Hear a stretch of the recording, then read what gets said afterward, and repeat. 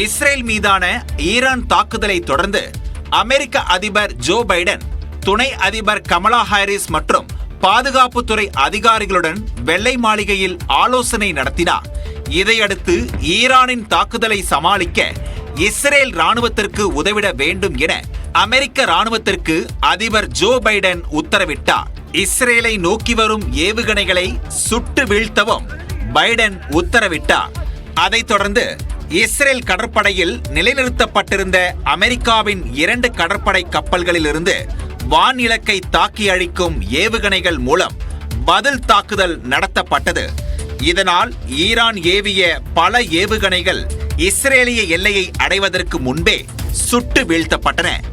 Iran தாக்குதல் முடிவுக்கு வரும் வரை வெள்ளை மாளிகையில் இருந்தபடி அமெரிக்க அதிபர் ஜோ பைடன் போர் நிலவரம் குறித்து கேட்டறிந்தார். இஸ்ரேலுக்கு ஆதரவாக அமெரிக்காவும் களத்தில் குதித்ததால் 3ஆம் உலகப் போர் அபாயம் எழுந்துள்ளது. ஈரான் ஏவிய ஏவுகணைகளை இஸ்ரேலின் வான் பாதுகாப்பு அமைப்பான அயன் டோம் நடுவானில் சுட்டு வீழ்த்தின. ஈரான் நேரடி தாக்குதலை தொடங்கியதும் ஏவுகணை தாக்குதலை குறிவைக்கும் வகையில் இஸ்ரேலில் சைரன்கள் மூலம் பொதுமக்கள் பாதுகாப்பான இடங்களில் தஞ்சம் புகும்படி அறிவுறுத்தப்பட்டனர். அடுத்த அறிவிப்பு வரும் வரை பொதுமக்கள் அங்கிருந்து வெளியே வரவேண்டாம் என்று இஸ்ரேல் ராணுவம் கேட்டுக்கொண்டது. இதையடுத்து அங்குள்ள லட்சக்கணக்கான பொதுமக்கள் பதுங்கு குழிகளில் தஞ்சமடைந்தனர். அதே நேரத்தில் இஸ்ரேல் ராணுவம் தற்காப்பு நடவடிக்கையில் இறங்கியது. ஈரான் ஏவிய ஏவுகணைகளை இஸ்ரேலின் வான் பாதுகாப்பு அமைப்பின் அயன் டோம் நடுவானில் சுட்டு வீழ்த்தின.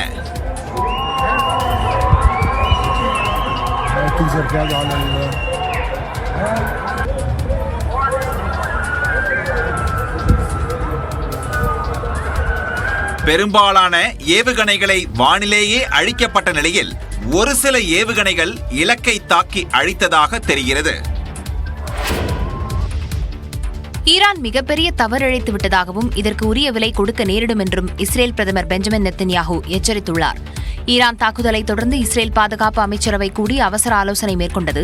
இந்த கூட்டத்தில் பேசிய பிரதமர் பெஞ்சமின் நெத்தன்யாஹூ, ஹமாஸ், ஹிஸ்புல்லா மற்றும் ஈரான் ராணுவத்தினர் இஸ்ரேல் ராணுவத்தை குறைத்து மதிப்பிடுவதாகவும் தெரிவித்தார். தங்களை யார் தாக்கினாலும் பதிலடி கொடுப்போம் என்று எச்சரித்தார். ஈரான் மிகப்பெரிய தவறு செய்துவிட்டதாகவும் இதற்கு உரிய விலையை கொடுக்க நேரிடும் என்றும் எச்சரித்தார். இஸ்ரேல் மீது ஈரான் நடத்திய தாக்குதல் தோல்வியடைந்து விட்டதாக கூறிய நெத்தன்யாஹூ, இந்த தாக்குதலை முறியடிக்க உதவிய அமெரிக்காவுக்கு நன்றி தெரிவித்துக் கொண்டார். மேலும் உலக நாடுகள் இஸ்ரேலுடன் துணை நிற்க வேண்டும் என்றும் நெத்தன்யாஹூ கேட்டுக் கொண்டார். இதனிடையே ஈரானின் ஏவுகணை தாக்குதலை தொடர்ந்து இஸ்ரேல் பிரதமர் நெத்தன்யாஹூ பதுங்கு குழியில் தஞ்சம் புகுந்ததாக கூறப்படுகிறது. தாக்குதல் முடிவுக்கு வந்த பிறகு அவர் அமைச்சரவைக் கூட்டத்தில் பங்கேற்றுள்ளார்.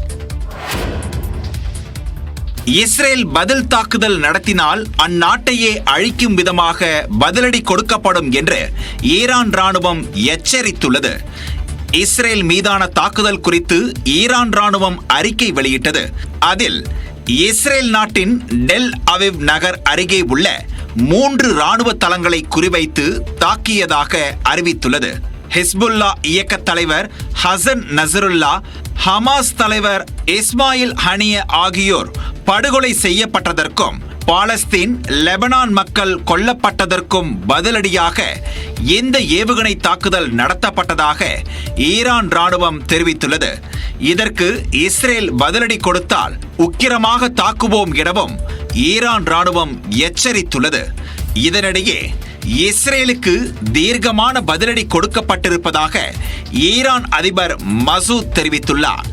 நியாயமான உரிமைகளுக்காகவும் ஈரானில் அமைதி மற்றும் பாதுகாப்பை நிலைநிறுத்துவதற்காகவும் இஸ்ரேலின் ஆக்கிரமிப்புக்கு பதிலளிக்கப்பட்டிருப்பதாக அவர் தெரிவித்துள்ளார். இஸ்ரேல் மீதான தாக்குதலை தொடர்ந்து ஈரான் தலைவர் அலி காமேனி தனது எக்ஸ் பக்கத்தில் நிலத்தடி ஆயுத குவியலின் புகைப்படத்தை பகிர்ந்துள்ளார்.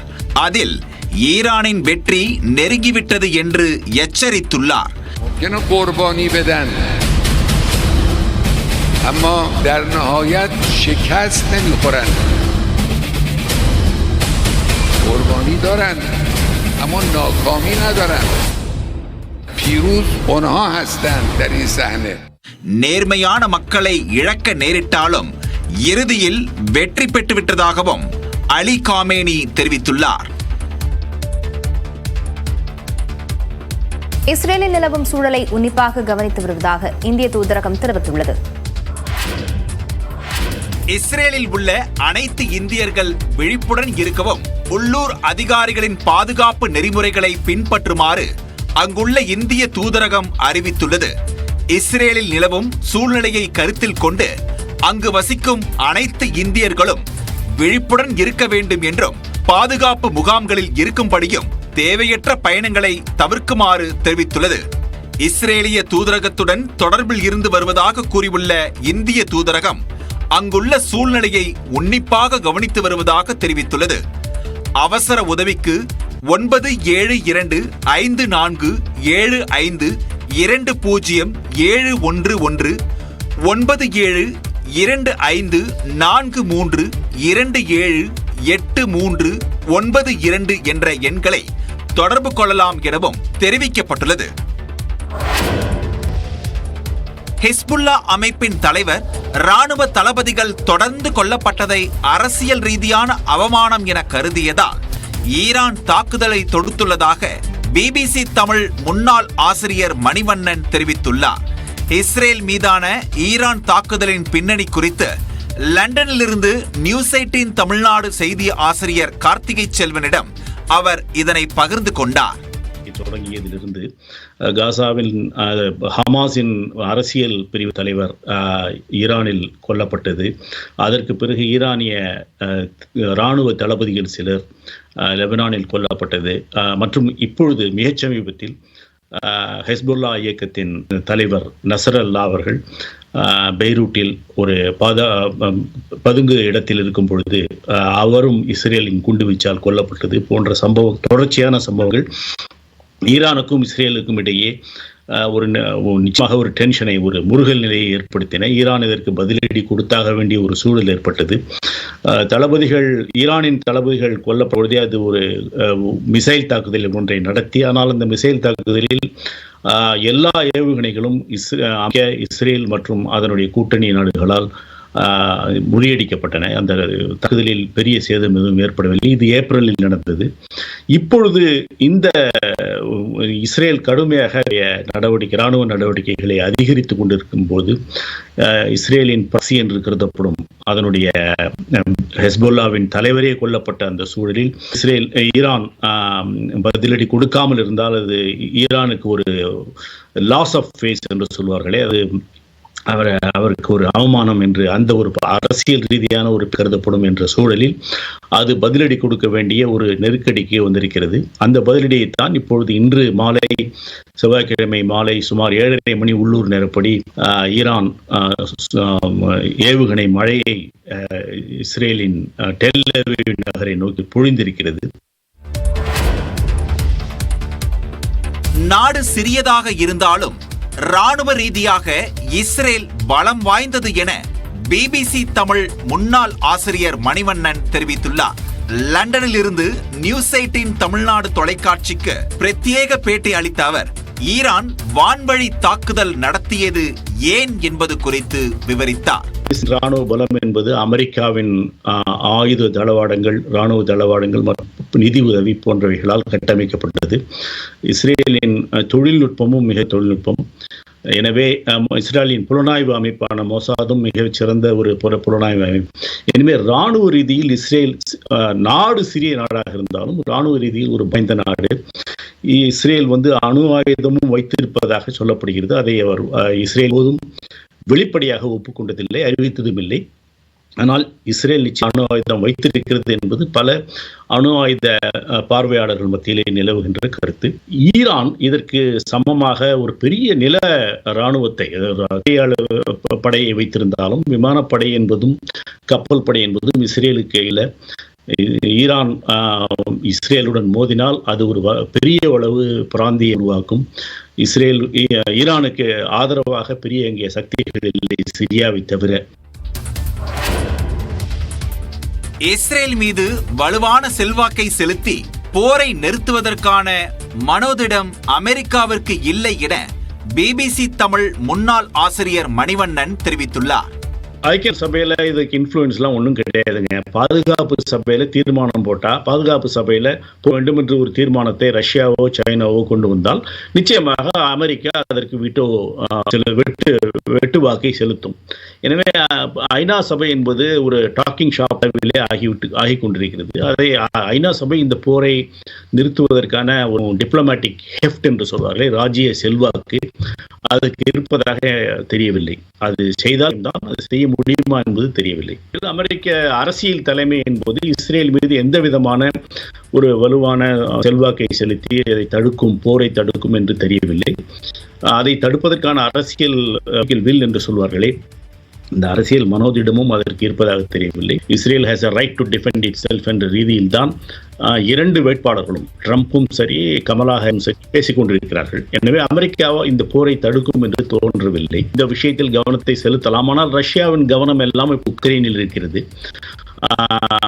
அந்த ஒரு ரீதியிலே ரஷ்யா இதில் பெரிய அளவு, அமெரிக்கா எந்த அளவுக்கு இந்த சிக்கலில் போய் மாட்டிக்கொள்ளுமோ அது தனக்கு சாதகம்.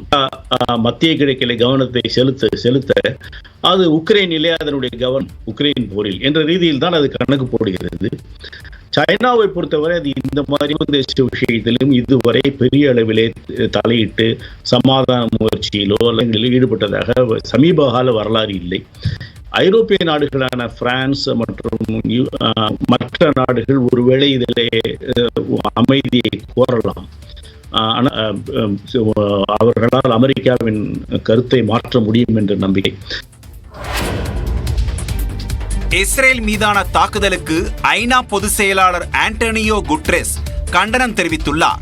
தனது எக்ஸ் பக்கத்தில் பதிவிட்டுள்ள அவர், மத்திய கிழக்கு நாடுகளில் நிலவும் மோதல்களை உடனே முடிவுக்கு கொண்டு வர வேண்டும் என்று குறிப்பிட்டுள்ளார். போர் நிறுத்தம் தேவை என்றும் அவர் வலியுறுத்தியுள்ளார். இஸ்ரேல் மீதான தாக்குதலுக்கு இங்கிலாந்து பிரதமர் கெய்ர் ஸ்டார்மர் கண்டனம் தெரிவித்துள்ளார். ஈரான் தாக்குதலை கண்டித்துள்ள ஐரோப்பிய ஒன்றியத்தின் வெளியுறவு கொள்கை தலைவர் ஜோசப் ஃபொரெல் மத்திய கிழக்கு நாடுகள் மீதான தாக்குதலை நிறுத்துமாறும் தெரிவித்துள்ளார். இதனிடையே இஸ்ரேல் மீதான தாக்குதலுக்கு ஹமாஸ் அமைப்பு வரவேற்பு தெரிவித்துள்ளது. மருத்துவமனையில் அனுமதிக்கப்பட்டுள்ள நடிகர் ரஜினிகாந்த் நலமுடன் இருப்பதாக அதிகாரப்பூர்வமாக தெரிவிக்கப்பட்டுள்ளது. நடிகர் ரஜினிகாந்த் 2 நாட்களில் டிஸ்சார்ஜ் செய்யப்படுவார் என்று அப்போலோ மருத்துவமனை அறிவித்துள்ளது. நடிகர் ரஜினிகாந்திற்கு கடந்த சில நாட்களாக உடல்நல பிரச்சனை இருந்ததாக கூறப்படுகிறது. இது தொடர்பாக விசாகப்பட்டினத்தில் படப்பிடிப்பின் போதே தனது மருத்துவர்களிடம் அவர் ஆலோசனை மேற்கொண்டுள்ளார். இதனைத் தொடர்ந்து திங்கட்கிழமை இரவு சென்னை கிரீம் சாலையில் உள்ள அப்போலோ மருத்துவமனையில் நடிகர் ரஜினிகாந்த் சிகிச்சைக்கு அனுமதிக்கப்பட்டார். இந்நிலையில் அப்போலோ மருத்துவமனையின் சார்பில் ரஜினியின் உடல்நிலை குறித்த அறிக்கை வெளியிடப்பட்டுள்ளது. அதில் ரஜினியின் இதயத்தில் இருந்து பிரியும் இரத்த நாளத்தில் வீக்கம் இருந்ததாகவும், ரஜினியின் தமணியில் இதய சிகிச்சை நிபுணர் சாய் சதீஷ் ஸ்டன் பொருத்தி வீக்கத்தை நிறுத்தியதாகவும் தெரிவித்துள்ளது. ரஜினிக்கு வழங்கப்பட்ட மருத்துவ சிகிச்சை திட்டமிட்டபடி நடைபெற்றதாகவும், ரஜினிகாந்தின் உடல்நிலை தற்பொழுது சீராகவும் அவர் நலமுடனும் இருப்பதாகவும் அப்போலோ மருத்துவமனை நிர்வாகம் அறிவித்துள்ளது. மேலும் 2 நாட்களில் ரஜினிகாந்த் டிஸ்சார்ஜ் செய்யப்பட்டு வீடு திரும்புவார் எனவும் தெரிவித்துள்ளது. ரஜினிகாந்திற்கு அறுவை சிகிச்சை இல்லாமல் டிரான்ஸ்கேத்தேட்டர் முறையிலேயே சிகிச்சை வழங்கப்பட்டதாகவும் அப்போலோ மருத்துவமனை தெரிவித்துள்ளது. நடிகர் ரஜினிகாந்தின் உடல்நலம் குறித்து அவரது மனைவியிடம் பிரதமர் நரேந்திர மோடி நலம் விசாரித்தார். நடிகர் ரஜினிகாந்த் உடல்நலக் குறைவால் சென்னை அப்போலோ மருத்துவமனையில் அனுமதிக்கப்பட்டுள்ளார். மருத்துவர்களின் தீவிர கண்காணிப்பில் இருந்து வரும் நிலையில் பிரதமர் நரேந்திர மோடி அவரது மனைவி லதாவுடன் தொலைபேசி மூலம் தொடர்பு கொண்டு பேசினார். அப்போது ரஜினிகாந்தின் உடல்நலம் பற்றி பிரதமர் விசாரித்தார். சிகிச்சைக்கு பிறகு ரஜினிகாந்தின் உடல்நலம் தேறி வருவது பற்றி லதா ரஜினிகாந்த் விளக்கம் அளித்துள்ளார். இதனை கேட்டுக்கொண்ட பிரதமர் மோடி ரஜினிகாந்த் விரைவில் குணமடைய வாழ்த்து தெரிவித்துள்ளார். இந்த தகவலை பாஜக மாநில தலைவர் அண்ணாமலை தனது எக்ஸ் பக்கத்தில் பதிவிட்டுள்ளார். நடிகர் ரஜினிகாந்த் விரைவில் குணமடைய வேண்டிக் கொள்வதாக தமிழ்நாடு ஆளுநர் RN ரவி தெரிவித்துள்ளார். இது தொடர்பாக தனது எக்ஸ் பக்கத்தில் பதிவிட்டுள்ள அவர், ரஜினிகாந்த் விரைவாகவும் சீராகவும் குணமடைய உலகெங்கிலும் உள்ள அவரது கோடிக்கணக்கான ரசிகர்களுடன் சேர்ந்து தானும் வேண்டிக் கொள்வதாக குறிப்பிட்டுள்ளார். இதனிடையே நண்பர் ரஜினிகாந்த் விரைந்து உடல்நலம் பெற விளைவதாக முதலமைச்சர் மு க ஸ்டாலின் தனது எக்ஸ் பக்கத்தில் பதிவு செய்துள்ளார். இதேபோன்று எதிர்க்கட்சித் தலைவர் எடப்பாடி பழனிசாமி தனது எக்ஸ் பக்கத்தில் பதிவிட்டுள்ளார். அதில் அன்பு சகோதரர் ரஜினிகாந்த் பூரண நலம் பெற்று வீடு திரும்ப இறைவனை வேண்டிக் கொள்வதாக குறிப்பிட்டுள்ளார். ரஜினிகாந்தின் இதயம் அவரை போலவே வலிமையானது என்று அப்போலோ மருத்துவமனை தெரிவித்துள்ளது. ரஜினிகாந்த் குணமடைய வேண்டி ஆந்திர முதலமைச்சர் சந்திரபாபு நாயுடு, மத்திய இணையமைச்சர் எல் முருகன் உள்ளிட்டோர் வாழ்த்து தெரிவித்துள்ளனர். மத்திய இணையமைச்சர் எல் முருகன் எக்ஸ் தளத்தில் வெளியிட்டுள்ள பதிவில் ரஜினிகாந்த் விரைவில் பூரண உடல்நலம் பெற்று மீண்டு வர இறைவனை பிரார்த்திப்பதாக குறிப்பிட்டுள்ளார். ஆந்திர முதல்வர் சந்திரபாபு நாயுடுவும் ரஜினி பூரண நலம் பெற வேண்டி தனது எக்ஸ் பக்கத்தில் பதிவிட்டுள்ளார். இதனிடையே ரஜினிகாந்தின் இதயம் அவரைப் போலவே வலிமையானது என்று அவருக்கு சிகிச்சை அளித்து வரும் அப்போலோ மருத்துவமனை தெரிவித்துள்ளது. இதய பிரச்சினைக்கான சிகிச்சைக்கு பிறகு ரஜினிகாந்த் விரைவாக குணமடைந்து வருவதாகவும் அப்போலோ மருத்துவமனை விளக்கமளித்துள்ளது.